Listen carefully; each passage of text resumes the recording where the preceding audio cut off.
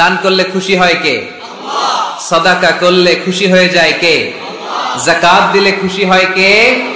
দে যাকাত তোরা দে রে যাকাত, তোর দিল খুলবে পরে আগে খুলুক হাত। দে যাকাত তোরা দে রে যাকাত। পড়েন আমিন। আপনার দিল পরে খুলবে, আগে খুলতে হবে কি? হাত। আল্লাযীনা ইউনফিকুনা ফিস সাররাই ওয়াদ দাররা। আল্লাহ বললেন আমার মুত্তাকি বান্দার প্রথম গুণ, আল্লাযীনা ইউনফিকুনা ফিস সাররাই ওয়াদ দাররাই ওয়াল কাযিমিনাল গায়যা ওয়াল আফিনা আনিন নাস ওয়াল্লাহু ইউহিব্বুল মুহসিনিন। সুবহানাল্লাহ পড়ো। আল্লাযীনা ইউনফিকুনা ফিস সাররাই ওয়াদ দাররা। আমার মুত্তাকি বান্দারা সচ্ছল অসচ্ছল উভয় অবস্থায় দান করে। যখন তাদের কাছে বেশি টাকা থাকে তখন তারা বেশি দান করে, যখন কম থাকে কম দান করে, কিন্তু দান করে। ঠিক কিনা? দান করার ধারাবাহিকতা কখনো থামায় না। এখন আপনি সচ্ছল, অনেক টাকা তো বেশি দেন, এক সময় অর্থের টানাপোড়েন যাচ্ছে, সমস্যা যাচ্ছে, তো ওই সময় কম দেন। বছরে আপনি অবস্থা ভালো থাকলে 10,000 টাকা সাদাকা করেন, যখন অবস্থা খারাপ 10 টাকাও কি সাদাকা করা যাবে না? তার মানে ইনফিকুনা ফিস সাররাই ওয়াদ দাররা, সুখে দুঃখে সব সময় যে দেয় তার নাম মুত্তাকি। সুখে দুঃখে সব সময় যে দেয় তার নাম। মদিনার সমাজে, মদিনার সাহাবীদের মধ্যে সবচেয়ে গরীব সাহাবী ছিলেন সাইয়েদনা বেলাল রাদিয়াল্লাহু তাআলা আনহু। নিজের লজ্জাস্থান ঢাকার কাপড়টা ছাড়া তার কাছে দ্বিতীয় কোনো কাপড় ছিল না। সকালে যদি খাবার পেত, দুপুরে খাবার ছিল না, দুপুরে পেলে রাতের জন্য ছিল না, আজকে খাবার থাকলে কালকে নাই। মদিনার সবচেয়ে গরীব সাহাবী বেলাল রাদিয়াল্লাহু তাআলা আনহু, লজ্জাস্থান ঢাকার জন্য শুধু একটা জামা ছিল, গায়ে দেওয়ার মতো কোনো জামা নাই। এই সাহাবীর মতো গরীব কোন সাহাবী মদিনার জমিনে নাই। এই বেলাল রাদিয়াল্লাহু তাআলা আনহুকে বিশ্বনবী ডেকে বললেন, ইয়া বেলাল আনফিক ইয়া বেলাল লা তাখশা মিন যিল আরশি ইকলালা। ও বেলাল, আল্লাহর রাস্তায় দান করো, কারণ আমার আল্লাহর ধন ভান্ডারের কমতি নাই। সাইয়েদনা বেলাল রাদিয়াল্লাহু তাআলা আনহু সবচেয়ে গরীব। শুনতেছেন? বুঝতেছেন? সবচেয়ে গরীব। ডাউন পার্টটা ঢাকার মতো একটা গার্মেন্ট ছিল, একটা কাপড়, এটা পেঁচায় আসতো, নামাজ পড়তো। গায়ে রাখার মতো কোনো জামা নাই, আর খাবার দাবার টাকা পয়সা বলতে নাই।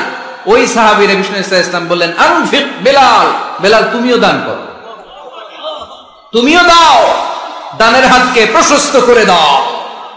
আনফিক ইবনা আদম উনফিক আলাইক, হে বনি আদম দাও, দিলে আমি তোমারে দেব।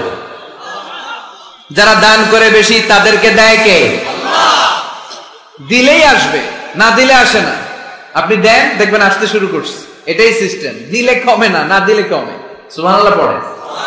উদাহরণ হিসেবে বোঝেন, আপনার হাতে 5 কেজি ওজনের একটা জিনিস দেয়া হলো, আপনি এটারে ধরে রাখছেন। এটারে ধরে রাখলে আর কিছু নিতে পারবেন? এটারে দিয়ে দিলেই না আরেকটা ধরতে পারবেন, ঠিক কিনা? 5 কেজির এটা হুজুরে দিয়ে দিলাম, এরপরে কেউ আমার 20 কেজি দিলে ওইটা ধরবো, ওইটা আবার আরেকজনকে দিব, এরপরে আরেকজন 30 কেজি দিলে ওইটারে ধরবো। কথা বলেন, কথা বলেন, কথা বলেন। এজন্য আল্লাহ বললেন, ইনফিকুনা ফিস সাররাই ওয়াদ দাররা। আমার মুত্তাকি বান্দার প্রথম গুণ, তারা সুখে দুঃখে সব সময় দান করে, দানের ধারাবাহিকতা সব সময় অব্যাহত রাখে। যারা সুখে দুঃখে সচ্ছল অসচ্ছল সব অবস্থায় দান করে, তাদের নাম হলো মুত্তাকি। মুত্তাকিদের প্রথম বৈশিষ্ট্য দান করে। আপনারা দান করেন তো? কিশোরগঞ্জের ভাইয়েরা সবাই করেন? করেন তো? Take it as a reminder. আজকের এই আলোচনাটা একটা রিমাইন্ডার হিসেবে নেন। যাদের দান করতে একটু সমস্যা, মনে থাকে না, অলসতা বা একটু কিপটামির মনোভাব আছে, এই কিপটামি কৃপণতা ভুলে যান, দেন। দেন না একটু, আপনারা দিবে কে? বিশ্বাস হয়? দিলে বাড়ে, দিলে না দিলে কমে, কারণ আপনি দিলে আপনারা দিবে কে? তবে গোপন অবস্থায় দেওয়াটা উত্তম। প্রকাশ্য দান করলে আল্লাহ কবুল করেন, ওইটাতেও সওয়াব আছে, কিন্তু গোপনে দান করলে বেশি খুশি হয় কে? গোপনে দান করলে আল্লাহর রাগ ক্রোধ কমে যায়। আপনার কোন পাপের কারণে আল্লাহ যদি আপনার উপর রেগে থাকে, আপনি গোপনে কিছু দান করে দেন, ওই রাগটা মুহূর্তেই ঠান্ডা হয়ে যাবে।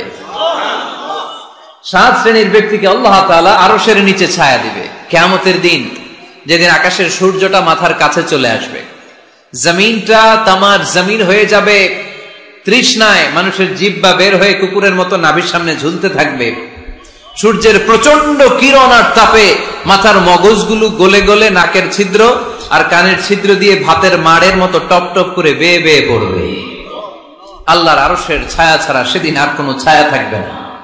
বিষ্ণু বললেন 7 শ্রেণীর ব্যক্তিকে আল্লাহ তাআলা সেদিন আরশের নিচে ছায়া দিবে।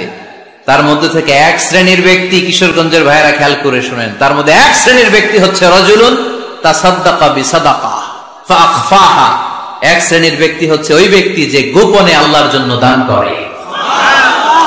আচ্ছা, লা তা'লামু শিমালুহু মা তুনফিকু ইয়ামিনুহু, এমন গোপনে এসে আল্লাহর রাস্তায় দান করে দেয়, তার ডান হাত কি দান করেছে বাম হাত টের পায় না। ডান হাত কি দিল, বাম হাত দেখে নাই। অন্য মানুষ জানা তো দূরের কথা, এই গোপন দান আমার আল্লাহর কাছে খুব প্রিয়। এজন্য একটু দান করার অভ্যেস করেন, অল্প করে করেন। আজকে যে 5 টাকা দান করে দেন মসজিদে, 2 টাকার নোট থাকলে দান করে দেন। দান করতেই হবে, কারণ মুত্তাকি হতে চাইলে এই দানের ধারাবাহিকতা কন্টিনিউয়াসলি এটা রাখতে হয়, এটা থামানো যায় না। সময় ভালো বেশি দিলাম, সময় খারাপ কম দিলাম, কিন্তু দিতে হবে। রাজি আছেন? আল্লাকা সিররুন ইনদাল্লাহ বাইনাকা আনতা ওয়া বাইনাল্লাহ, আল্লাকা সাদাকাতুন তাখফা লা ইয়ালামুহা ইল্লাল্লাহ, আল্লাকা সিররুন ইনদাল্লাহ বাইনাকা আনতা ওয়া বাইনাল্লাহ, আল্লাকা সাদাকাতুন তাখফা লা ইয়ালামুহা ইল্লাল্লাহ। সুবহানাল্লাহ। আল্লাকা সিররুন ইনদাল্লাহ, তোমার আর তোমার আল্লাহর মাঝে কোনো গোপন আমল আছে নাকি যেটা আল্লাহ ছাড়া কেউ জানে না? জীবনে আমাদের প্রত্যেকেরই এমন কিছু গোপন আমল, ইবাদত আর দান সদকা করা দরকার যেটা দুনিয়ার কেউ জানে না। জানে আমার রব আর জানি আমি। এরকম দান থাকার দরকার আছে না নাই? তোমার জীবনে এমন কোন গোপন সাদাকা আছে নাকি যেটা আল্লাহ ছাড়া কেউ দেখেনি? এই গোপন সাদাকাটা আল্লাহ খুব পছন্দ করে। এখানে মাদ্রাসা, আজকে আমার ভাই অমুক ভাই দিবেন 2 লক্ষ টাকা, বলেন মারহাবা। এটা উনি আল্লাহর জন্য দিতে পারে, মারহাবার জন্য দিতে পারে, ঠিক কিনা?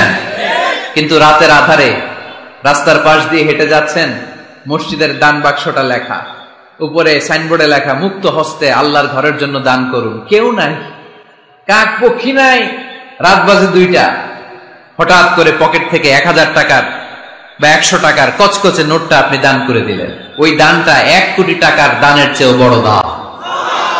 কারণ দুনিয়ার কেউ তখন দেখে নাই, দেখেছে কে? কেউ যেটা দেখে না সেটা দেখে কে? কেউ যেটা জানে না সেটা জানে কে? সবার চোখ ফাঁকি দেয়া গেলেও আমার আল্লাহর চোখ ফাঁকি দেয়া যায়?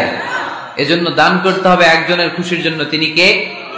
এজন্য রাব্বুল আলামিন বলেন, মাসালুল্লাযীনা ইউনফিকুনা আমওয়ালাহুম ফি সাবিলিল্লাহি কামাসালি হাব্বা আনবাতাত 7 সানাবিলা ফি কুল্লি সুমবুলাতিন মিআতু হাব্বা ওয়াল্লাহু ইউদাঈফু লিমান ইয়াশা ওয়াল্লাহু ওয়াসিউন আলীম। সুবহানাল্লাহ পড়েন।